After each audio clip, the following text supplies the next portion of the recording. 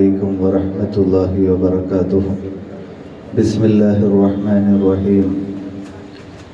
നബി സല്ലല്ലാഹു അലൈഹി വസല്ലം തങ്ങളുടെ 1500-ാമത് മീലാദ് ആഘോഷിക്കുന്ന ഈ വേളയിൽ നബി സല്ലല്ലാഹു അലൈഹി വസല്ലം തങ്ങളുടെ പ്രണയത്തെ പറ്റി പറയാൻ ഞാൻ ആളല്ല.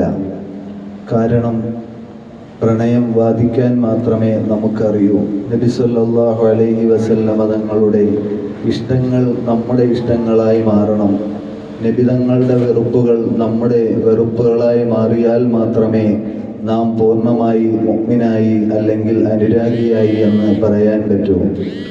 നബി സല്ലല്ലാഹു അലൈഹി വസല്ലം തങ്ങൾ പറഞ്ഞിട്ടുണ്ട്, ലാ യുഅ്മിനു അഹദുക്കും ഹത്താ അകൂന അഹബ്ബ ഇലൈഹി മിൻ വാലിദിഹി വവലദിഹി വന്നാസി അജ്മഈൻ.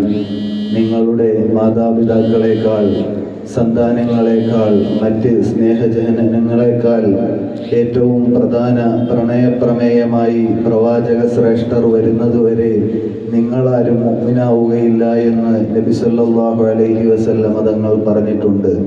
അത് സ്വാർത്ഥമായൊരു പ്രഖ്യാപനമായി നമുക്ക് തോന്നിയേക്കാം. നബിയെ മാത്രം അങ്ങ് സ്നേഹിച്ചാൽ മതിയോ?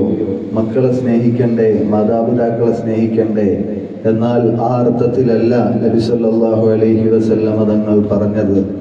നബി സല്ലല്ലാഹു അലൈഹി വസല്ലം തങ്ങൾ പറഞ്ഞു, പ്രാണികൾ തീ കണ്ടാലും അപകടമാണെന്ന് അറിഞ്ഞാലും പ്രാണികൾ ആ തീയിലേക്ക് പിന്നെയും പിന്നെയും പോയി എരിഞ്ഞ് ചാമ്പലായി പോകുന്ന കാഴ്ച നാം കാണാറുണ്ട്.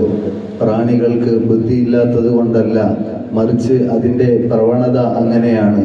അതുപോലെ മനുഷ്യൻ തെറ്റാണെന്നറിഞ്ഞിട്ടും നരകമുണ്ടെന്നറിഞ്ഞിട്ടും തെറ്റുകൾ വീണ്ടും വീണ്ടും ചെയ്തുകൊണ്ടിരിക്കുകയാണ്.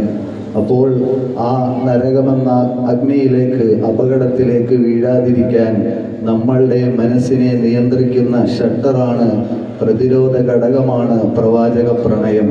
അതിൻ്റെ ഉദാഹരണങ്ങളാണ്